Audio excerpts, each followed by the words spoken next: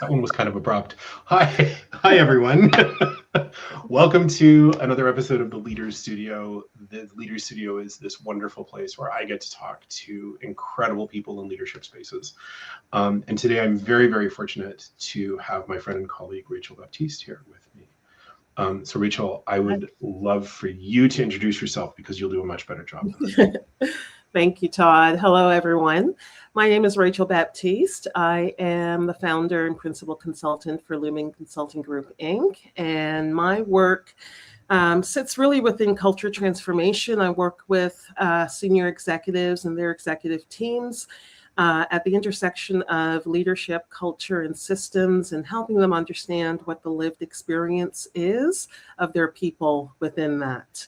I am also a leadership coach, and my passion is working with high-achieving women who are also over-functioning. And so helping them come back to themselves and lead from a place of wholeness and a sense of belonging so that they can show up as their most brilliant selves.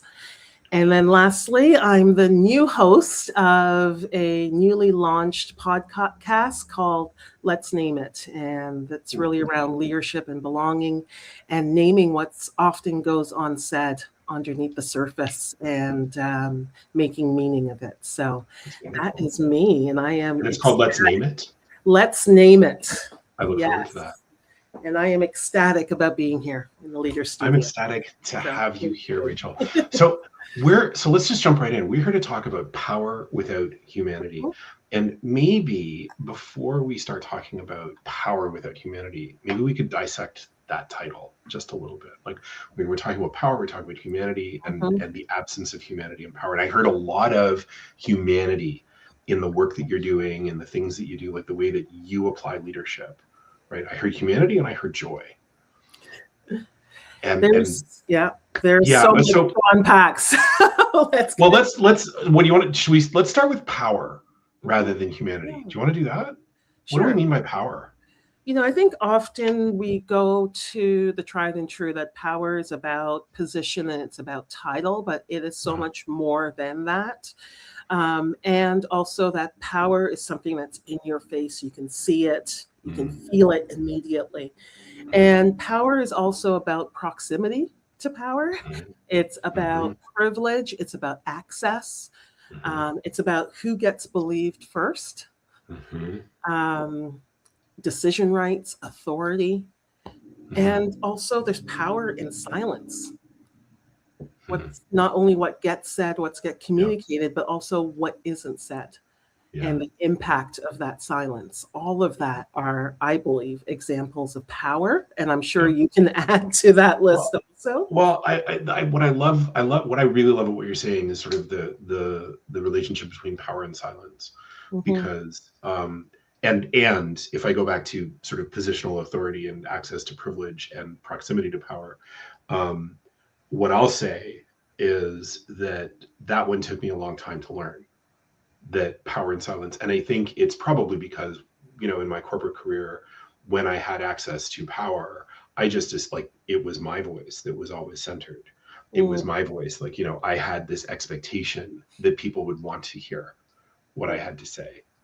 And that absolutely 100%, that was, like I'm sitting here as a middle-aged white dude. I'm, an all later middle-aged white dude. Now I used to be a younger middle-aged white dude.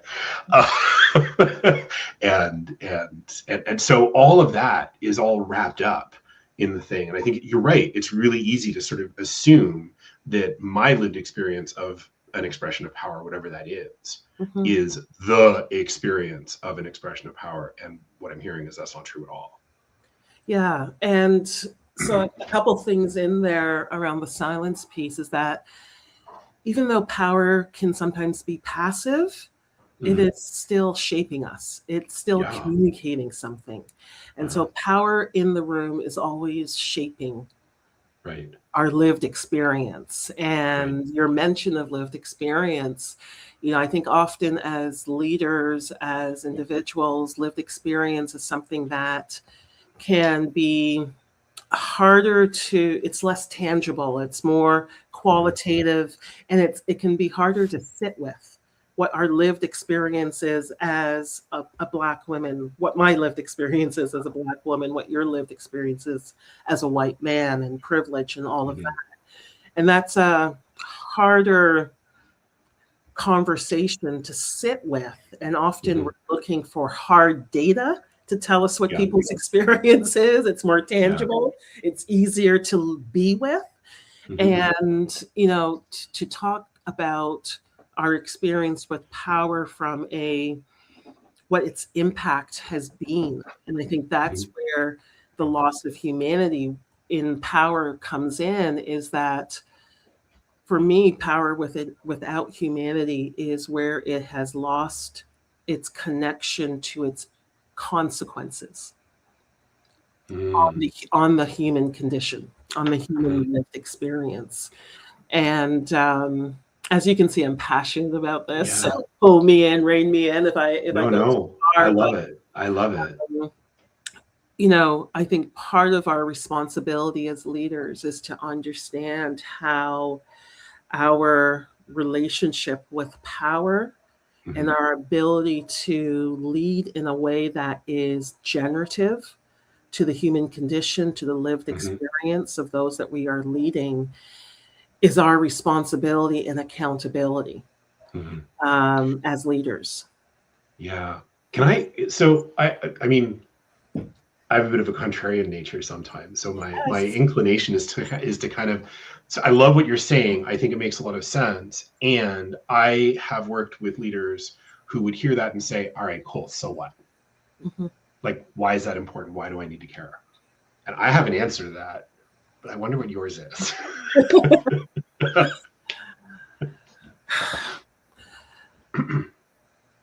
And I'm finding this with a lot of clients that I've been working with of late, in that they may be having record revenue years. Engagement scores can seem healthy. People are still performing. They're still coming to work. Yet underneath the surface, there is a deep fatigue. There is trauma. There is frustration. There is a lack of trust.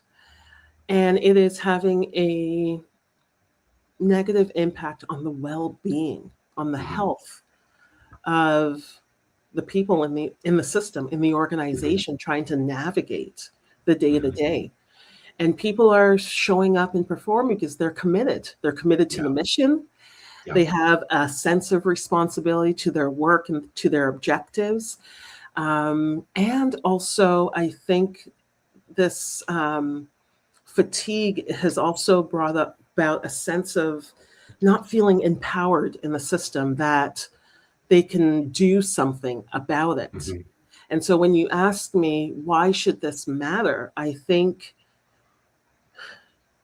this is our human responsibility as leaders to not only be willing to see, but to, once you see the lived experience and seeing lived experience as data, then it's our responsibility and accountability to have relational integrity, relational truth, and also to want to make a contribution, a meaningful contribution to the existence, to the lived experience of your people.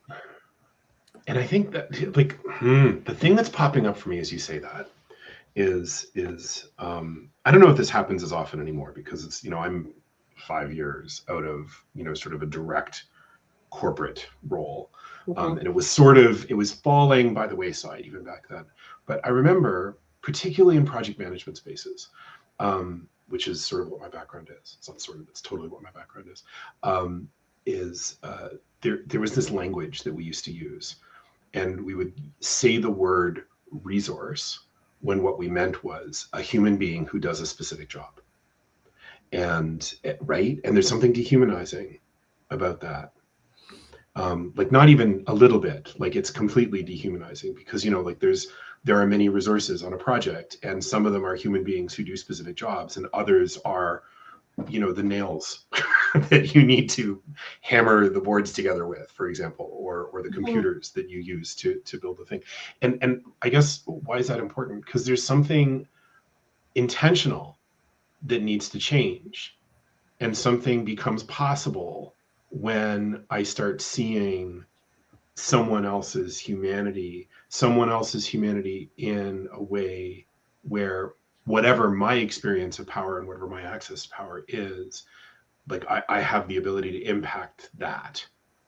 And something becomes, because this is the other thing, something became possible when the people who did the work stopped being resources and started being people again. Like there was a noticeable difference in the way that teams were managed and in the way that they operated. Absolutely. And it's not seeing where we've diminished individuals, human resources to commodities. Yeah. Commodities to help us drive to the bottom line, to be, productive, to be efficient. And using the word resources, do people feel resourced? Yeah. Do they feel affirmed? Do they feel that they have the tools and the access that will allow them the space to be able to not just deliver, but to reach their fullest potential? Thrive, be high performers. To thrive, to be high performance, but also to be high performing without having to wear a mask, without having to feel depleted, without without delivering, operating, performing from a place of fear that I can't take risks to challenge the status quo. The fear that I can't tell someone that who I am outside of work, that I won't be fully accepted. And so, and for individuals who may be high functioning, those individuals are often disappearing from themselves. And so can I show up here in this space without having to abandon who I am? I'm going back to corporate again, right? Because there's this line that we used to use over 25 years there myself. I get it. But there's this line that we used to use with the very best of intentions, which was bring your whole self to work. Do you remember bring your whole self to work? Right? Bring your whole self to work. And it was always crap. Like no one ever really meant it, right? What they meant was bring your best self to work, or bring the version of yourself that's going to be most palatable to whoever it is that's in charge to work. That's makes what you should comfortable. Exactly. Bring your most comfortable self to work. Yes. Yeah. Bring your whole self to work as long as it keeps everything comfortable, as long as it doesn't rock the boat, as long as it doesn't whatever, right? But don't bring your best, or don't bring your whole self to work, because that's messy and chaotic and weird, and we don't know what's going to happen. And I want to speak to that a bit. I just want to name something there, in that the key is, do we feel whole in our bodies? Do we have an awareness of who we are? Right. And are we in a place of choice and discernment in determining who has access to us when? Or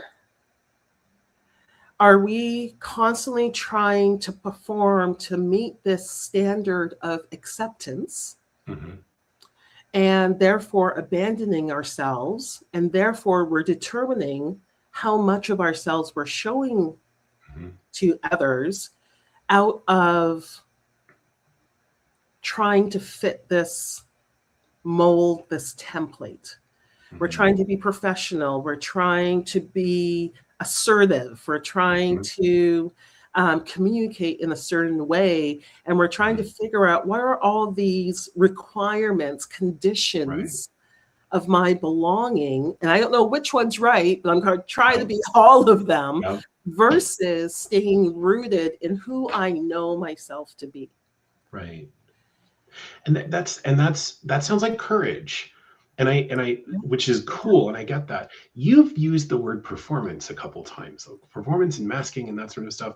And I get it from, sort of the person on the receiving end of power. And what I would love to do is sort of, let's flip that around, because I feel like, power without humanity, I feel like there's a connection in the performance of power, and how the performance it's a tongue twister, how the performance of power is related to power without humanity.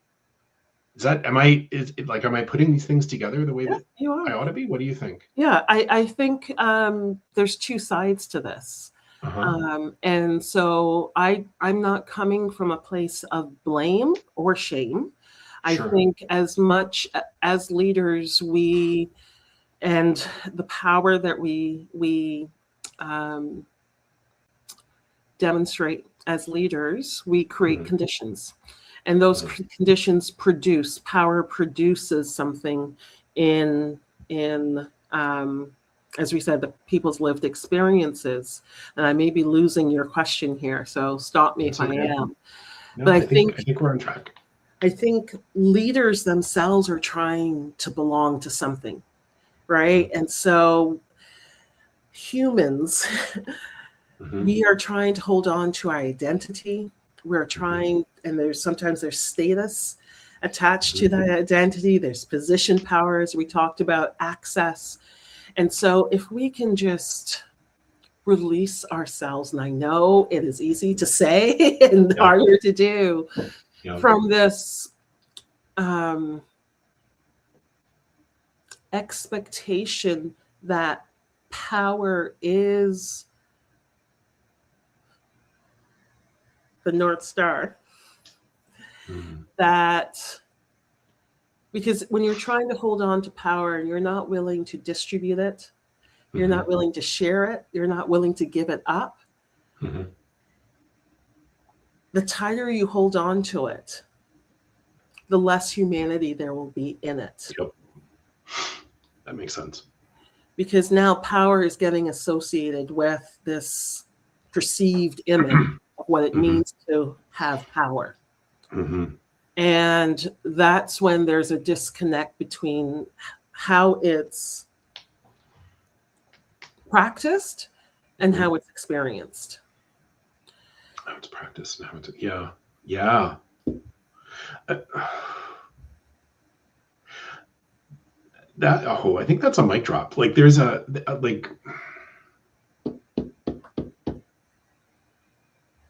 thing that comes up for me, Rachel, when you talk about that is the performance of power and sort of the expectation, and identity, I think, is a really important word that you said too, right? Like it's because, when something feels like we've all got a tender part of our identity. When something feels like it's going after that tender part of my identity, then maybe the walls go up, or the way that I perform power might be different. But I think that I know what it is. Like as you were describing that, the word that popped up for me is empathy. And not just, like empathy for the people who, are suffering because of, people who exercise power without humanity. But empathy for those leaders who struggle with power, like who struggle to connect power and humanity. Because I don't think a lot of us have been taught how to do that. Like I don't think that comes naturally. It doesn't. So is it skill and capability? Partly. A lot of it also is around capacity. Okay. And what I mean by that is, am I willing to see who you are at your core? what your lived experience has been, what your path has been, and what Mm-hmm. that means in terms of whether or not you are able to exist in this world simply for who you are in an equitable, inclusive way. Mm-hmm. Are you honored simply for your existence in this world? And when I can see that and understand how your experience can be very different from mine, and Mm-hmm. how my relationship with power can mean that I have had access and privilege in a way that you have not, Mm-hmm. then once I see that, I can't unsee it. And Mm-hmm. then my relationship, not only with power, but with you, needs to be reshaped. Because then Mm-hmm. I need to start to see my responsibility as a leader Yeah. to create equitable conditions for you. Yeah. Um, and so there's that awareness piece. Mm-hmm. There's the connection, the relationship, the relational truth and integrity, and also repair. Mm-hmm. Um, Which takes courage again, doesn't it? which takes courage again, Yeah. which takes capacity. Mm-hmm. You know, how do you teach courage? How do you? But I think Oof. there's a expansiveness that needs to Mm-hmm. happen where you're able to sit in discomfort, Mm-hmm. um, Mm-hmm. and not have your identity threatened by someone else's identity or Mm-hmm. lived experience or um, the presence of seeing that you may have privilege, Mm-hmm. and that privilege could be contributing to someone else's inequity, Mm-hmm. or unintended or not, I think right? there's like a dozen topics for name it that we just covered. Yes. We talked about intention and it being intentional, and part of Mm-hmm. being intentional is about being conscious. Yeah. Yes.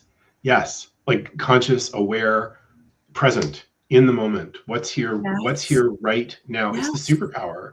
And Yeah. it's so simple, but it's not easy It's because not. because again, the connection isn't usually about what's here right now. It's about what can I do next?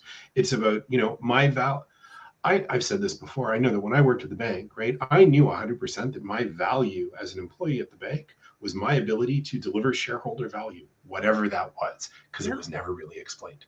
But it was something that happened in the future. It wasn't something that happened in the present right now. And what I'm hearing is that it starts in the present right now and in the self right here. It's an and I think Mhm. as leaders, I say this to coaching clients who often may get frustrated, or leaders who get frustrated because people Mhm. aren't moving as quickly as they want, or they're, you Oh know, yeah. um, I think often as visionary leaders, we are living in the future. Mhm. We have a vision of what's Mhm. possible, Mhm. and we want to create a world that is better than what we are in today. Yep. And As fast so as possible. as fast as possible, but also what is possible, right? And so Yeah. we're living in the future, but yet Yeah. we also need to be in the present with what Mhm. people are experiencing in the right here and now, but Mhm. also the generational trauma that's also being brought, Mhm. that's present, that needs to be Yeah. acknowledged. And so I think it's an and around how do we be present? How do we ask what isn't being said? Mhm. What are we not seeing? Mhm. What do we need to be attending to, Mhm. right? Cultivating, attending to, Mhm. and repairing. Yeah. And how do we hold a vision for the future Yeah. that is human centered, Mhm. that is relational, Mhm. and that is one of creating a generative lived experience versus one that is extractive. Yeah. Um, Here's and have the capacity to hold all of that together. And that's a lot. Like I want to name, like if I'm naming stuff, right? I want to just name that. That's a lot to hang on to. So because what I'm looking at the time, and I know like we got to wrap up soon, but we could keep going for a long time, I know. But the thing that I would love for us to sort of create in the few minutes that we have left is like, well, what's the one thing? Like, I'm a leader. I know that I have access to power. Is it with humanity? Is it without humanity? I don't know. Like, I'd love for us to just sort of say, like, well, what's a little litmus test that we could come up with? Because I've got an idea. Actually, can I tell you my idea? And then you tell me whether please. It's a good one? Because as you were talking, I was kind of thinking, by way of presence, what do I notice? Like, what do I notice that's going on, right? And it could be, I notice something below the surface, but I don't know what it is. Well, what do I notice? And then number two is, what's possible if it doesn't have anything to do with who I am? What's possible if my job is to be curious about it rather than to fix it, rather than to, right? Like it kind of feels like that might be it. I don't know. What do you think? You had me at notice. You had me at notice. It's what do I need to see? And not making assumptions, not looking at your regular indicators of success and the usual KPIs. Yep. Because those green flags could be hiding a lot. And so what do I just need? What am I not seeing? And not just relying on my eyes, my ears, but speaking to people, connecting to people in a relational way that can be a bit scary, because it requires vulnerability to truly see people. And so what am I noticing? Yeah. What am I noticing? And that's a good takeaway. Yeah. I like that. What am I noticing? Because there's something there. There's always something to notice. There's always something to notice. Yes. And that's the thing that I've noticed. Oh, I could keep talking to you forever. Yes. This is a really interesting topic. Just scratch the surface. I know. It's just the very, very beginning. We do have to wrap up though. So here's what I'd like to say. You do this stuff professionally. This is your thing. If folks want to get a hold of you, Rachel, what's the best way for them to do that? Yes, you can connect with me on LinkedIn, Rachel Baptiste. Also, my direct email is rachel@lumencgi.com. My website, lumencgi.com also, and also on Spotify with Let's Name It.